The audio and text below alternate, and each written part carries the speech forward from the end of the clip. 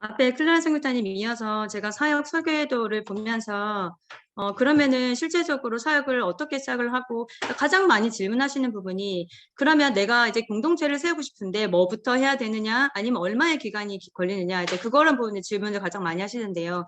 한번 차근차근 처음부터 설명을 한번 해보겠습니다. 사역을 처음에 이제 조인을 하시면서 가장 많이 접하시는 부분들이 사실은 컨퍼런스 부분인데요. 지난주 토요일에 저희가 본부에서 한 150분을 모시고 컨퍼런스를 진행을 했었고요. 이 컨퍼런스가 있고 그리고 3번에 있는 목회자 세미나가 있는데 이 둘 다 사실은 다음 세대 사역을 실질적으로 어떻게 접목할 것인지 그리고 비전은 어떻게 부어질 것인지 그런 부분에 대한 설명이 사역 설명이에요. 사역 설명회인데 두 개의 차이점이 있다면은 컨퍼런스 같은 경우는 목회자분을 포함해서 전체 내가 이 사역을 한번 해보고 싶습니다라는 전체 사역자분들이 함께 오셔서 이 마음을 부어주는 시간이 되고요.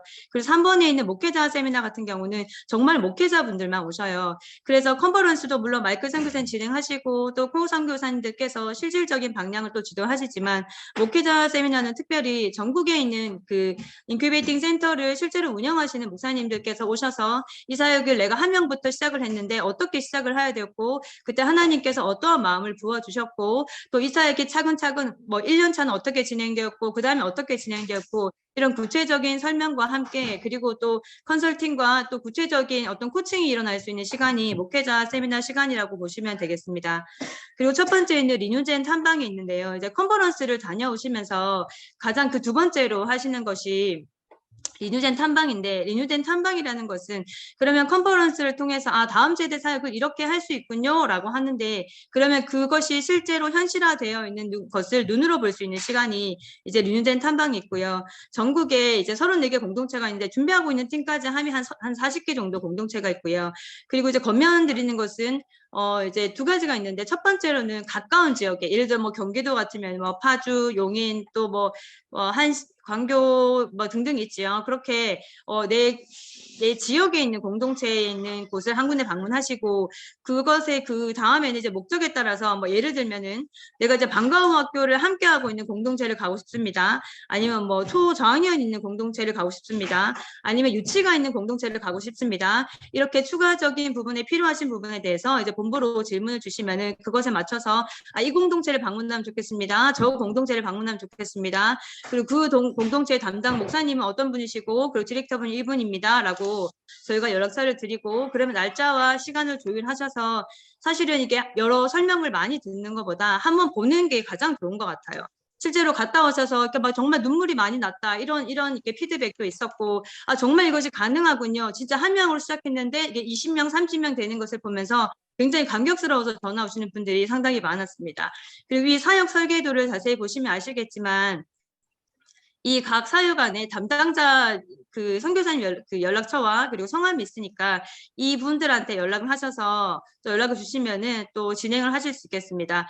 그리고 이제 두 번째로 나눌 사역은 4번에 있는 온라인 과정인데요. 지금 제가 나누고 있는 과정들은 이게 상단과 하단이 있는데 상단에 있는 부분들을 나누고 있어요. 이제 그 말씀은 뭐냐면 이것이 번호가 뭐 1번 컨퍼런스를 하고 2번을 하고 3번을 하고 그런 것이 아니라 이것이 순서라는 것은 전체의 사역을 나열해 놓은 거지만 이 번호 순서대로 하는 것은 아닙니다. 그리고 4번에 있는 이제 온라인 과정인데 이제 공동체를 세우고자 하실 때 목회자분들이 제가 상담을 많이 받는데요. 제일 집중적으로 질문하는 것은 공간에 대한 부분은 사실은 질문을 많이 하셔요. 뭐 예를 들면은 우리 교회 내에 이런 장소가 있는데 이 장소도 가능할까요? 이거를 가장 질문하시는데 사실은 이 공동체를 세우는 데 있어서 가장 중요한 부분이고 포인트는 전임 사역자를 세우는 것입니다. 이 선교에서는 이 전임 사역자를 디렉터라고 명명을 하는데요. 이 디렉터가 세워지기 위해서 가장 처음 사역을 접하게 되는 것이 이제 CBUP라고 해서 철지 빌더 프로젝트의 락자를 사용해서요. 이 과정은 아까 클라라 선교사님께 잠깐 언급하셨지만 12주의 과정으로 선교의 모든 컨텐츠가 온라인화되어 있는 IM 러닝 사이트에서 또 수강을 하실 수 있고요. 그리고 월요일부터 토요일까지 매일 강의가 있고 그리고 또 바인더를 통해서 시간관리 훈련 그리고 일주일에 한 권의 필독서 그리고 독서 노트 이렇게 구성이 되어 있고요. 사역의 가장 기초적인 단계이고 어떻게 보면 약간 이론적인 부분을 배우신다라고 생각을 하면 되겠습니다. 그리고 이 사역 설계도 안에 언급은 되어 있지 않지만 설교 초청이 있는데요. 마이클 선교사님 그리고 클라라 선교사님을 지역교회에 주일설교회에 초청하셔서 이제 다음 세대를 향한 하나님의 비전을 교인분들과 나눌 수 있는 그런 시간이 있는데요. 앞서 나눈 몇 가지 사역을 좀 정리를 하면 순서가 정해져 있는 건 아니고 교회 상황에 따라서 좀 활용을 해볼 수 있습니다. 예를 들어서 이제 교인분들의 이제 목사님이나 아니면은 사역자분들은 이제 마음이 부어졌는데 교회의 전반적인 분위기가 아직 다음 세대에 대해서 비전이 부어지지 않았다라고 하면 가장 먼저는 설교 초청을 통해서 좋은 교인들에게 다음 세대의 필요성과 다음 세대의 사역에 대해서 마음이 부어질 수 있는 시간이 먼저 되어야 되기 때문에 설교 초청을 가장 권면을 드리고요. 그런데 뭐 예를 들어 스케줄상 그것이 힘들다라고 했었을 때는 설교 초청 먼저 이제 컨퍼런스를 진행하고 설교 초청을 하신다든지 아니 목회자 세미나 후에 뭐 컨퍼런스 목회자 세미나를 통해서 목사님의 마음이 부어졌을 때 그러면은 같이 사역할 분들을 함께 컨퍼런스를 같이 가신다든지 아니 그 후에 설교 초청을 한다든지 이것이 뭐 순서가 정해져 있는 거 아니기 때문에 그것에 따라서 활용하실 수 있겠습니다. 자, 그러나 이제 또 동일한 것은 이렇게 세워진 전임 사역자, 이제 디렉터분이 CBUP를 하는 것도 동일한데 이 CBUP는 디렉터만 하느냐 이제 그건 아니고요. 목사님 그리고 전임 사역자 그리고 뭐 처음에 세워질 때는 그 디렉터 한 명만 세워질 수도 있지만 그렇게 하면서 교회 내에서 뭐 풀타임 사역자 그리고 저는 완전히 뭐 직장이 있기 때문에 완전히 할 수는 없지만 저는 악기를 가르칠 수 있습니다라고 하면 악기로 해서 또 파트타임 사역자로 또 활용할 수가 있겠죠. 그렇게 모두가 CBUP를 함께 하셔서 이 CBUP를 같이 한다는 것은 이 공동체 안에서 우리가 같은 방향과 그리고 같은 목소리를 내기 위해서 필수적인 과정이기 때문에 이 CBUP는 반드시 다 같이 하실 수 있도록 권면을 드리겠습니다. 네, 그리고 이제 첫 번째 제가 상단에 있는 이제 리뉴된 탐방 컨퍼런스 그리고 언급되어 있지 않지만은 설교 초청 그리고 목회자 세미나 온라인 과정에 대해서 제가 간단하게 언급을 했는데요. 지금 하단에 보면 그러면 사역전 이렇게 준비가 되겠죠. 이제 목회자 세미나 참석하고 또는 컨퍼런스를 참석하고 또 CBUP를 하고 그러면은 이 CBUP의 12주의 과정 동안 교회와 부모님은 아무것도 하지 않는 게 아니라 여기 하단을 보시면은 이렇게 활용할 수 있는 사역들이 있어요. 첫 번째 2번으로 이제 표기가 되어 있는데 여기 담당 선교사님이 가브리엘 선교사님이시고요. 이제 부모학교와 다책부가 있습니다. 앞서서 클라라 선교사님께서 잠깐 언급하셨지만 부모학교는 온라인 과정과 오프라인 과정이 있고요. 부모학교 중에 오프라인 과정 설명을 드리면 이것이 저희의 모토는 그거예요. 가정이 살아야 교회가 살고 교회가 살아야 나라가 삽니다라는 것으로 하나님께서는 신앙의 전수자로 이제 부모를 세워주셨는데 가정 안에서 신앙의 전수가 이루어질 수 있도록 가정 선교사를 세우는 과정이 이제 부모학교라는 과정이고요. 선교사라는 것은 그렇지요. 예배가 없는 곳에 예배를 세우는 자이고 하나님이 주인되지 않는 곳에 하나님의 나라를 세우는 것이 선교사이기 때문에 그 가정 선교사를 세울 수 있는 과정이 부모학교입니다. 온라인 과정은 아까 말씀드렸던 그 온라인 콘텐츠가 모두 들어가 있는 ILM 러닝 사이트에서 수강을 하실 수 있고요. 그리고 오프라인 같은 경우는 4주에서 6주 정도를 보통 세팅을 하시는데 토요일 날 저희 본부에 있는 선교사님들께서 지역교회로 직접 가셔서 모인 부모님들을 대상으로 해서 뭐 여러 가지 주제가 있습니다. 뭐 신앙의 전수라든지 다음 세대 뭐 기질과 성품, 뭐 감정 다양한 주제가 있지만 한 번에 한 2시간 정도씩 해서 보통 토요일 날 많이 하십니다. 토요일 날 가셔서 이제 다음 세대에 대한 마음과 그리고 이제 부모로서 어떻게 이 신앙을 전수할 것인지에 대해서 나눌 수 있는 시간을 가집니다. 그리고 부모학교 플러스 다책부라고 되어 있는데 이 4주와 6주의 과정이 끝난 다음에 이게 부모학교 끝 이게 아니라 다음 세대를 책임질 수 있는 부모의 중보기도의 모임을 연결하는 것이 사실은 가장 중요하고요. 이 사실 어떤 사역이든지 기도가 제일 중요하지 않겠습니까?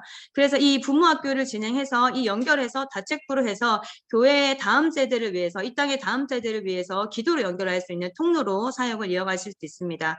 그리고 이제 5번에 있는 캠프 사역인데요. 이 캠프 사역에 대한 뭐 디테일한 내용은 오후에 폴 선교사님께서 자세히 나누시겠지만 여러 가지 사역들이 있습니다. 뭐 고비 캠프, 이 용어가 좀 헷갈린다고 이제 이게 무슨 말이면 고비 캠프가 뭔가요?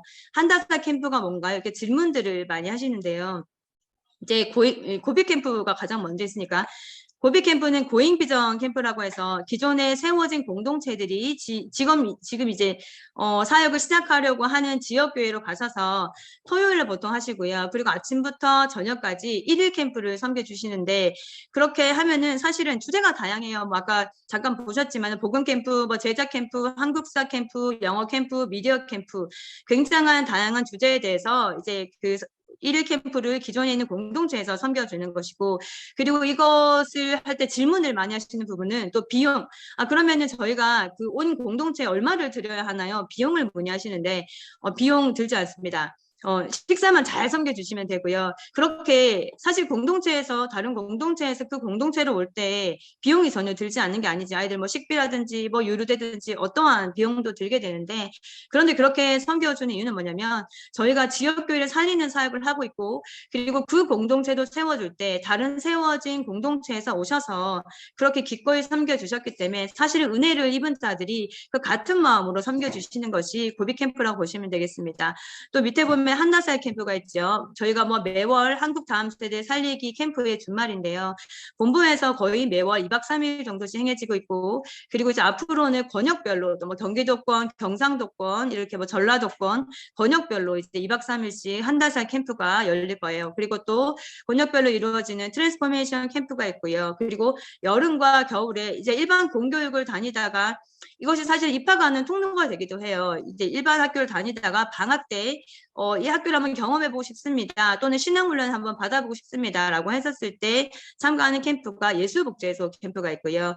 그리고 매월 이제 본부에서 논산에서 행해지는 이제 부모 캠프가 있는데 당일을 하는 경우도 있고 1박 2일 하는 경우도 있는데, 이것은 뭐 리뉴젠 본부팀에 있는 부모님만 참석할 수 있는 게 아니라 전국에 누구든지 이제 부모님이면 누구든지 참석할 수 있는 이 부모 캠프가 저희가 한 달에 한 번씩 하고 있습니다. 그리고 지난달에 했었던 저희가 반전의 날 캠프가 있는데 전 세대 정말 뭐 18개월 미만이 아주 꼬맹이부터 해가지고 그리고 70대 시니어 팀까지 해서 각 세대를 위한 강의가 준비되어 있고 집회를 함께하는 또 반전의 날 캠프가 이 사역자가 세워지는 동안 또 교회에서 활용해 보실 수 있는 이런 캠프가 있겠습니다. 자, 그렇게 이제 12주의 과정을, 이게 교회가 교회 이런 캠프도 하고 부모학교를 하는 동안 그러면 사역자로 세워질 분들이 이제 12주에 이제 CBUP가 끝나고 나면은 무엇을 하냐면 5번에 있는 사역 맵회의라는 것이 있습니다. 요 전후로 이제 컨설팅 카톡이 이제 개설돼요. 이 이제 카톡창에 누가 들어오냐면은 본부에 있는 선교사님, 여기 있는 이제 강의를 지금 오늘 하시는 대부분의 선교사님들이 이제 들어가게 되시고요. 그리고 이제 교회의 목사님, 그리고 이제 그 사역을 함께할 사역자들이 그 창에 들어오게 되는데요. 그러면 사역을 진행하시면서 이제 궁금하신 부분이 있겠지요. 예를 들면 뭐 CBUP의 수료 기준은 무엇인가요? 뭐 독서 노트는 어떻게 올려야 되나요? 이런 온라인에 대한 질문이 있으면 에리카 선교사님께서 또 해주실 것이고, 뭐 예를 들면 인큐베이팅을 어디로 갈 수 있나요? 이런 부분이 있으면 또 그것에 해당하는 선교사님들께서 또 이 진행을 해 주실 것이고, 뭐 아직 기간은 남았지만 WCS 입학을 하려고 하는데 뭐 학교는 어떤 서류를 제출해야 되나요? 라고 하면 또 제가 답변을 드릴 것이고, 이렇게 카톡장이 한번 개설이 되고요. 그리고 사역 맵 회의를 진행을 하는데, 물론 오늘 이런 사역 설계도의 강의를 통해서 이렇게 해서 공동체를 세울 수 있구나 라는 것을 전반적으로 아실 수 있지만, 교회마다 이제 상황이 모두 다르다 보니 그러면 우리 교회에서는 구체적으로 어떻게 적용을 해야 될까요? 무엇을부터 해야 될까요? 전반적인 과정은 어떻게 되는가요? 에 대해서 저희가 이제 본부의 선교사님과 그리고 목사님 그리고 이제 사역자들이 함께 모여서 줌으로 한번 회의를 하게 되는 사역 내 회의를 한번 인큐베이팅이 들어가기 전에 전체적으로 모여서 사역을 하게 됩니다. 네, 그리고 이제 6번에 있는 인큐베이팅이 있는데요. 이렇게 이론적인 바탕을 이제 장착한 후에는 바로 사역을 할 수 있는 인큐베이팅을 시작을 합니다. 전국에 이제 본부를 포함해서 한 10개 정도의 인큐베이팅 센터가 있고요. 보통은 이제 주말에도 다 있냐 이런 질문을 많이 하시는데, 지역교회 사역을 대부분 하시기 때문에 월요일부터 금요일까지 계시다가 뭐 금요일날 저녁에 지교회로 가신다든지 아니면 토요일날 아침에 가신다든지 그리고 주일날 저녁에 다시 입소한다든지 해서 지역교회 사역을 하시면서 인큐베이팅을 진행할 수 있도록 그렇게 저희가 진행을 하고 있고요. 그리고 인큐베이팅은 가서 구경하는 게 아니라 이렇게 하는구나 저렇게 하는구나 이렇게 구경하는 것이 아니라 사역자가 가고 그때 만약에 학생이 모집되어 있다면 학생이 함께 가게 되는데요. 사역자는 바로 스텝으로 뜹니다. 구경하는 자리가 아니고 거기 가서 공부는 물론 합니다. 그러나 공부만 하는 자리가 아니라 바로 내가 조회를 할 때 이렇게 하고 연습을 한 후에 조회를 한번 섬겨본다든지 점원은 어떻게 하는지 실제로 섬겨보고 이런 사역자 훈련이, 그리고 뭐 WCS 할 때 감독은 어떻게 하는지 바로 이렇게 세워봅니다. 그래서 사역자 훈련을 통해서 이 3개월이 제가 최소 기간이 3개월인데요. 그러면은 뭐 3개월 이상 할 수 없나요? 최근에 제가 이런 질문을 받았는데 뭐 1년을 하셔도 됩니다. 인큐베이팅 센터와 협의하셔서 기간은 조율하실 수 있지만 중요한 것은 최소한의 3개월의 기간을 거쳐야 된다는 것을 좀 기억하시면 좋겠습니다. 이 이제 인큐베이팅 전후로 하게 되는 것이 이제 입학 설명회가 있는데요. 입학 설명회는 인큐베이팅 전에도 가능하고요. 그리고 인큐베이팅 후에도 가능합니다. 이것은 교회의 사정에 따라 다른데 최근에 이제 지금 시작되는 공동체들을 보면 이미 막 유튜브로 뭐 번호가 뜬다든지 해서 부모님들 전화 주셔서 이미 이제 공교육에서 나와서 저 같이 인큐베이팅을 들어가고 싶습니다라는 요청이 있는 또 교회분들도 있으셔요. 그러면은 인큐베이팅을 들어갈 때 그 전임 사역자 또는 그리고 이제 풀타임 사역자 그리고 그 학생이 함께 들어와서 사역자는 사역자 훈련을 학생은 리더 훈련을 시킵니다. 저희 선교회에서 가장 중요한 부분들이 지금 저희가 다음 세대 사역을 할 때 사실 뭐 선생님들의 말보다는 지금의 아이들은 또래의 어떤 영향력이 가장 강할 때지요. 그래서 또래가 또래를 살리는 것이 가장 중요하기 때문에 이 리더 훈련이 상당히 중요합니다. 이제 가끔 비용 때문에 이런 질문들을 하셔요. 그러면 사역자만 가고 아이들은 나중에 가면 안 되냐? 나중에 갈 수 있습니다. 그러나 가능하다면 아이들과 가는 것이 가장 좋은 것이 그 아이들이 인큐베이팅 센터에 기존에 세워진 그 리더 아이들을 통해서 다시 공동체로 돌아왔을 때 그 아이가 리더가 됩니다. 그래서 학생과 그리고 이제 선교사를 세워질 사역자가 함께 가는 것을 가장 권면드립니다. 그러나 다 가능합니다. 예를 들면은 공동체를 하려고 이제 마음을 먹었는데 학생은 아직 세워지지 않았어요. 그런데 사역자는 있어요. 그러면 사역자가 먼저 훈련을 받으러 가는 겁니다. 그리고 난 다음에 입학 설명회를 통해서 학생을 모집하고 공동체를 세울 수 있고요. 근데 반대의 케이스도 있을 수 있겠지요. 예를 들면 이런 거죠. 자, 우리 교회에서 너무 하고 싶고 목사님도 이 동의가 되었고 그리고 이제 마음은 부어졌지만 우리 교회 내에서 아직은 사역을 누가 이제 그것을 풀로 끌고 나갈 전임 사역자가 정해지지 않았는데 부모님들의 요구는 있어서 학생은 일부 예를 들어서 좀 입학을 하고 싶어 한다라고 한다면 먼저 이 기간을 어느 정도 할 건지 세팅한 다음에 이 아이들을 먼저 리더 훈련을 인큐베이팅 센터에 보내고 그리고 사역자가 세워진 후에 그 사역자가 다시 합류하는 그런 방법도 있고요. 어쨌든 저희가 지역교회를 살리기 위해서 이런 방법 저런 방법 다 이제 구축이 되어 있으니 교회의 실정에 맞게 그렇게 활용하실 수 있게 되겠습니다. 자, 이렇게 인큐베이팅을 할 때는 이제 인큐베이팅 신청서라는 것을 작성을 하고 이제 입소를 하게 되고요. 그리고 이제 학생이 있는 경우에 가장 먼저 이제 진행을 하는 것이 WCS 입학과 이제 공동체 입소인데요. 공동체 입소에 대해서 먼저 간단하게 말씀을 드리자면 그냥 입소합니다. 아무 서류 없이가 아니라 저희는 많은 서류들이 있는데 그 서류 중에 예를 들면 담임 목회자 추천서라는 것이 있어서 실제로 저희가 이제 뭐 교회라든지 교단 왜냐하면 실제로 이제 이단으로 어떤 그 이단이거나 이단을 오해받는 이단으로 이제 조금 말이 있는 그런 곳에서 상담을 하는 경우가 있어서 저희가 목회자 춘처선을 반드시 받고요. 그 대부분 기숙형으로 하다 보니 아이가 주일 예배를 가지 않지요. 그리고 한 달에 한 번 있는 가정 훈련 기간에만 가기 때문에 교회에 저희가 이런 곳에 입소를 합니다라고 알려드리는 그런 계기가 또 되기도 합니다. 네, 그리고 이제 WCS에서 간단히 나눌 때 제가 그 유학에 대한 분류를 잠깐 한번 나눠보겠습니다. 공유를 살짝 풀고요. 제가 다시 한번 공유를 해보겠습니다.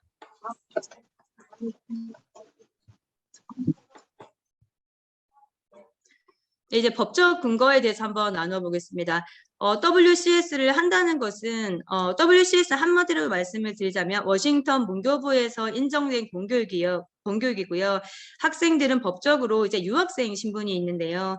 법적인 용어니까 간단하게 설명을 드리자면 우리나라에는 해외 유학이 이제 분류가 있는데 자비 유학, 국비 유학이 있고요. 그러면 국비 유학은 말 그대로 나라의 장학금으로 유학을 하는 것이고 자비 유학이라는 것은 내 돈으로 유학을 하는 건데 이 유학에는 두 가지 분류가 있어요. 인정 유학과 미인정 유학이 있습니다.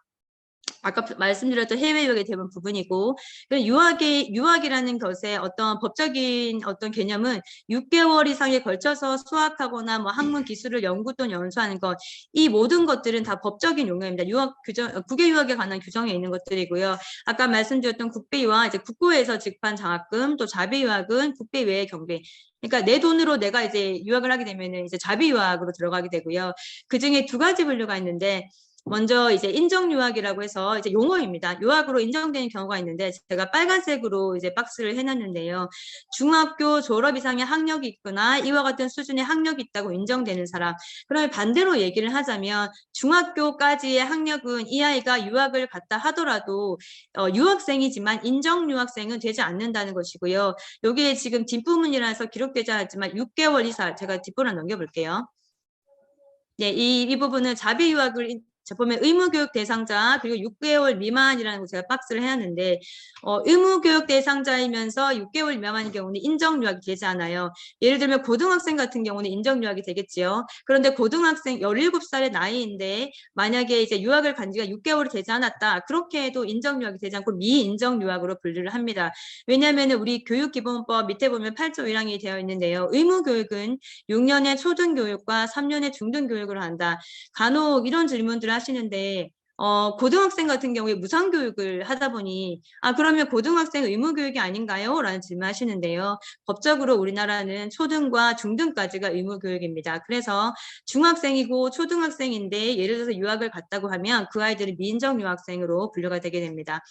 그러면 이제 미인정 유학생이 예를 들어서 이제 WCS에 입학을 한다고 했었을 때 그러면 공교육에는 우리가 뭐라고 얘기를 하고 나와야 되나요? 라는 질문을 많이 하시는데요. 첫 번째는 우리 아이가 필리핀에 있는 워싱턴 스쿨로 전학을 갑니다. 라고 말씀을 하시고요. 그리고 그러면 서류가 필요하겠지요. 그러면 어떠한 서류를 학교에 제출을 하냐면은 처음에 제출하는 서류는 이제 워싱턴 스쿨에 학비를 이제 한 학기씩 납입을 하는데 학비를 입금을 하면 입학 허가서라는 게 나옵니다. 그러면 이 아이가 이 학교에 입학하도록 허가가 되었습니다. 라는 서류이기 때문에 이것을 행정실에 보통 제출을 해서 서류를 먼저 합니다. 그리고 학적 관리가 어떻게 되냐면 아까 말씀드렸던 것처럼 미인정 유학이기 때문에 결석 자체가 인정이 되진 않습니다. 무단 결석과 사실 동일하게 취급을 하긴 해요. 그래서 미인정 결석이라는 용어로 해서 학적 관리를 하고요. 그래서 미인정 결석이기 때문에 간혹 이제 공교육에서 막 나왔을 때 하루 이틀 사이에 전화가 올 수 있고요. 간혹 이런 경우도 있습니다. 뭐 학교로 출석하시오, 뭐 출석하지 않으면 경찰서에 신고를 될 수 있습니다. 라는 식으로 이렇게 서류가 오는 경우도 있고요. 어쨌든 이것은 결석이 인정되지 않는 부분이 있기 때문에 이렇게 절차가 합니다. 근데 문제되지는 않습니다. 그리고 유예 관리가 있는데요. 우리나라에서 통상적으로 이제 수업 일수가 190일 정도가 됩니다. 365일 중에 뭐 휴일 등을 제외하고 나면 그런데 이 수업 일수의 3분의 1 이상이 되었다고 하면 일수로 맞았을 때는 수업 일수의 64일, 65일 정도가 되고요. 그러면 이 기간이 지나야 이 아이가 유예 처리가 되고 정원의 관리자가 되는 것이죠. 그렇게 되면 학교에서 의무교육위원회라는 것을 한번 이제 개최를 합니다. 그래서 의무교육위원회를 통해서 이 아이가 필리핀에 유학을 갔고 그리고 이런저런 사항으로 워싱턴 스쿨에 입학을 했고 이런 것을 이제 교장 선생님, 뭐 경찰, 교감 선생님 그리고 행정실 그리고 이제 뭐 학부모 대표 그리고 아이와 그리고 부모님이 참석을 하신 회의를 통해서 이 정원의 관리 유예 회의를 하게 되고요. 그리고 그 회의상에서 1년 단위씩 정원의 관리자로 처리를 하는 그런 과정들이 있습니다. 네. 나머지 부분들은 또 WCS에서 자세히 나누기 때문에 이 부분은 여기까지 제가 한번 하고요. 그럼 연결을 해서 이제 WCS 다시 한번 나눠보겠습니다. WCS에 대해서 그러면 입학 이후에는 이제 아까 말씀드렸던 부분이 이제 입학 이후에 이제 공교육에서 처리하는 절차고요. 이 학교는 간단하게 말씀을 드리자면은 하루에 40분씩 수업을 하고요. 그리고 초등학생의 경우, 그러니까 6학년까지는 하루에 4과목 4교시까지가 있고요. 그리고 7학년부터는 5교시까지가 있고요. 필리핀 원어민 선생님들께서 줌으로 실시간으로 하고 있는 수업을 의미합니다. 그리고 이제 오전과 오후 중에 선택하실 수 있는데 오전에는 9시에 시작을 하고요. 오후에는 1시 반에 시작을 하는데 이것은 뭐 바로 결정하시는 것이 아니라 보통 인큐베이팅 센터를 들어가게 됐었을 때 그 인큐베이팅 센터에서 오전에 수업을 하고 있으면 오전 수업을 세팅을 하게 되고요. 그리고 그 인큐베이팅 센터에서 오후에 만약에 수업이 지정되어 있으면 오후 수업으로 세팅이 되게 됩니다. 그리고 이제 다시 돌아왔었을 때는 어떤 수업이 이제 한번 일정을 인큐베이팅 기간 동안 그것을 배웠거든요. 그러면은 우리가 돌아가서 뭐 어떤 공간을 활용할 것인지, 그러면은 워싱턴 수업은 어떻게 할 것인지, 어떻게 뭐 그 커리큘럼 어떻게 짤 것인지, 학사 일정 어떻게 할 것인지 하는 모든 시간들이 사실 인큐베이팅의 어떤 기간 동안 다 이루어지는 것이고요. 그리고 이 이제 WCS를 하면서 WCS를 하면서 이제 꼭 나눠야 될 사항들은 대학을 지나갈 때 그러면은 이것으로 대학을 갈 수 있나요? 뭐 검정고시를 치나요? 이런 질문들을 많이 하시는데요. 이 학교는 필리핀에 있는 정식 문교부에 등록된 공교육이기 때문에 검정고시가 당연히 필요하지 않습니다. 해외고 유학생의 해외고의 어떤 졸업장이 나오고요. 그래서 국내 입시로 진학을 할 때 대학 입시에는 해외고 전형으로 진학을 준비를 하게 됩니다. 그리고 WCS는 지금도 입학할 수 있나요? 라는 질문도 많이 하시는데요. 정식 계약은 매년 8월입니다. 매년 8월에 정식으로 계약을 하고 그러면 지금도 사실은 수업을 계속 시작을 했겠지요. 그러나 매년 8월에서 12월까지 입학하는 학생들은 그 해의 학생으로 등록이 됩니다. 예를 들어서 지금 뭐 7학년으로 몇 학년으로 지금 들어가야 되냐라는 질문 먼저 한번 답변 한번 해볼게요. 그 질문 사실은 굉장히 많이 하셔요. 지금 내가 8월 달에 예를 들어 9월 달에 10월 달에 아이가 입학을 한다. 그런데 이 아이가 중학교 1학년 1학기까지 마쳤습니다. 그럼 이 아이가 몇 학년으로 들어가게 되나요? 라는 하는데요. 학기로 나뉘어지진 않습니다. 그리고 풀로 끝내는 예를 들면 중학교 1학년 1학기까지 마쳤다는 것은 6학년까지 1학기, 2학기를 마쳤다는 것이죠. 그러면 이 아이는 6학년까지 마쳤기 때문에 6학년의 학력을 가지고 중학교 1학년으로 8월 달에 입학을 하고 9월 달에 그러니까 12월까지 입학을 했었을 때는 그의 학생으로 이제 등록이 되게 되고요. 그리고 비용을 많이 물어보시는데 이제 비용은 워싱턴 스쿨은 월에 30만 원이에요. 그러나 이제 납입을 매월 하는 것이 아니고 이제 학원이 아니다 보니 학기별로 납입을 하게 되는데 한 학기에 3개월에 30만 원에 6개월이니까 180만 원에 입금을 하게 되고요. 이것이 학력 인정이 되어지는 기간이 있기 때문에 이 아이가 예를 들어서 10월 달에 입학을 했다 할지라도 한 학기가 이미 시작되었으나 이 아이는 180만 원의 한 학기 비용을 납입을 합니다. 왜냐하면 학력이 다 인정이 되어지거든요. 12월에 입학을 했다 하더라도 동일합니다. 그리고 다음에 1월부터 7월 사이에 입학하는 학생들은 그해 2022년도 학년이 학생이 되지 않겠지요. 그 학생들은 ESL 과정을 통해서 영어 자체를 공부하는 시간을 쭉 가지다가 그리고 8월에 정식으로 입학하게 되겠습니다. 또 워싱턴 스쿨과 관련해서는 오후에 제시 선교사님께서 또 충분히 또 나눈 시간이 있을 것 같습니다. 그리고 잠깐 제가 언급했었던 그 입학 설명회가 있고요. 그리고 이 입학 설명회가 여기 지금 기재는 되어 있지만 입학 설명회를 할 때는 저희가 준비를 하나요? 뭐 커리큘럼 어떻게 뭐 스케줄을 짜야 되나요? 라고 많이 물어보시는데요. 이 입학 설명회는 저희 본부에 있는 선교사님들께서 모두 이렇게 파송을 하셔서 그것을 진행하고요. 그렇게 하는 이유는 입학 설명회가 자칫 학교에 대한 설명회가 되지 않기 위함입니다. 저희가 사실은 이게 아까 앞서서 말씀하셨지만 저희는 선교회고 저희는 이제 선교사 양성하기 위한 기관이지 학교를 하기 위한 것은 아닙니다. 교육은 사실 일부의 도구이고 아이들의 시간을 확보해서 다른 저희가 홀리 트리니티 시스템을 적용하기 위한 어떤 공동체를 세우는 것이 목적이지 학교가 목적이 아니기 때문에 이런 마음을 잘 나눌 수 있는 본부 선교사님들께서 파송이 되어져서 이 입학 설명회를 진행하게 되겠습니다. 자, 그렇게 이제 3개월 정도를 이제 리뉴젠 3개월 정도를 인큐베이팅 끝난 다음에 공동체를 세우게 되는데요. 앞서도 또 잠깐 설명을 하셨지만 공동체는 두 가지가 있어요. 리뉴젠 공동체가 있고 그리고 기독교 교육 공동체가 있는데 기독교 교육 공동체는 다시 한번 말씀을 드리자면은 WCS의 워싱턴 스쿨만 활용하고 그리고 교회 내 어떤 신앙적인 부분들 기존에 하셨던 어떤 커리큘럼을 가공하셨을 때 기독교 교육 공동체로 분류가 되고요. 그리고 저희처럼 이제 홀리 트리니티 시스템을 적용하는 공동체를 리뉴젠 공동체라고 하는데요. 그럼 리뉴제한 정의라든지 그리고 어떤 시간을 통해서 리뉴제한지 협약서 작성을 하게 되는데 이것이 지금 준비 중에 있고 제가 이제 이 강의가 끝나고 나면 가브리엘 선교사님께서 아주 구체적인 내용에 대해서 또 나눠주실 예정입니다. 네, 그리고 무빙스쿨이 있는데요. 무빙스쿨은 지금은 사실은 강제화하진 않아요. 왜냐하면 나라에 들어갈 때 입국 조건 자체가 백신을 맞아야 들어갈 수 있다 보니 이것은 강제화하진 않지만 원래 저희가 1년에 한 2차례 정도 한 번에 갔었을 때 한 2개월 정도 해서 무빙스쿨을 가는데요. 이 이제 무빙스쿨의 목적이 4차 산업혁명을 주도하고 기독교 교육을 수호하는 글로벌 리더를 세우기 위한 목적으로 저희가 진행을 하고 있고요. 결국은 저희가 열방 선교를 꿈꾸는 단체이기 때문에 이 무빙스쿨을 하고 있습니다. 그러나 지금은 강제화하지 않고 지금은 공동체별로 움직여서 무빙스쿨을 진행하고 있습니다.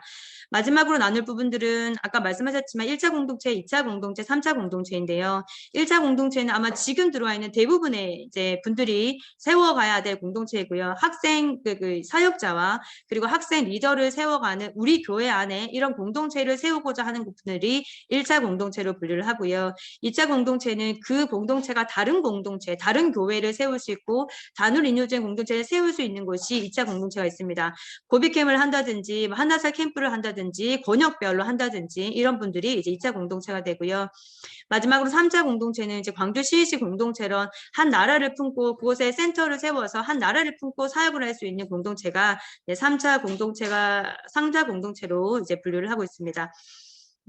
마무리를 제가 한번 해볼 텐데요. 이제 공동체 상담을 하면서 가장 많이 받은 질문 몇 가지만 한번 나눠보겠습니다. 가장 많이 받은 질문 하나는 얼마의 기간이 소요되나요? 라는 것인데요. 쭉 설명을 이제 제가 했지만은 첫 번째는 CBUP 과정을 하는 시간이, 그러니까 이론을 장착하는 시간이지요. 그것이 3개월 정도, 12주의 과정이 소요되고요. 그리고 인큐베이팅이 3개월 있으니까 이제 교회 안에 세워질 때는 6개월 정도의 시간이 소요되는데, 다만 그것이 인큐베이팅, 학생들이 같이 참여를 할 수 있고 같이 공동체를 세워가는 것을 기준으로 한다면 인큐베이팅이 들어가면서부터 하면 CBUP가 끝내고 학생과 함께 공동체에 들어갈 수 있기 때문에 3개월을 보고도 하고요. 그리고 우리 교회 안에 실제로 인유제는 세워지는 것은 6개월 정도의 시간을 생각하시면 되겠습니다. 그리고 비용에 대해서 많이 문의를 하시는데요. 일반적으로 저희가 뭐 통합형 공동체도 있고 기숙형 공동체도 있는데 기숙형 공동체는 입학금이 300만 원이 있고요. 그리고 교회마다 어떤 재정 상황이 다르다 보니 조금의 차이는 있지만 기준으로는 월 목적원금이 105만 원이 있습니다. 그러나 이제 교회의 상황에 따라서 저희가 뭐 할인의 개념은 아니고 장학금으로 보통 말씀을 드리는데요. 뭐 예를 들면은 우리 교회 교인이다 하면 교인 장학금이 있을 수 있고 형제가 같이 다닌다고 했었을 때 형제 장학금, 그리고 아이가 뭐 3명이다라고 했었을 때 뭐 다자녀 한학금, 뭐 이런 이제 여러 가지 이제 할인이 아니라 장학금으로 지급할 수 있도록 이렇게 권면을 드립니다. 제가 준비한 것은 여기까지고요. 참 이 절차를 나누다 보니 어떻게 보면 좀 딱딱한 절차를 나누게 되지만 선교의 사명은 선교의 완성이고 우리가 정말 원하는 것은 전입경, 전인생, 전방향 선교사를 양성하기 위해서 오늘도 이 자리에서 사역합니다. 결국 이 선교사를 양성하기 위해서는 아이들의 시간을 확보를 해야 되고 그것을 위해서 하나님께서 선교에 굉장히 좋은 교육의 도구를 주셨습니다. 이 도구를 통해서 진짜 마음이 뜨거워진 분들이 함께 모여서 함께 예수 오실 길을 다시 함께 준비하고 열방에 복음을 세울 하나님의 정결한 군대가 일어나기를 하나님 간절히 소망하면서 내 강의를 마치겠습니다. 감사합니다.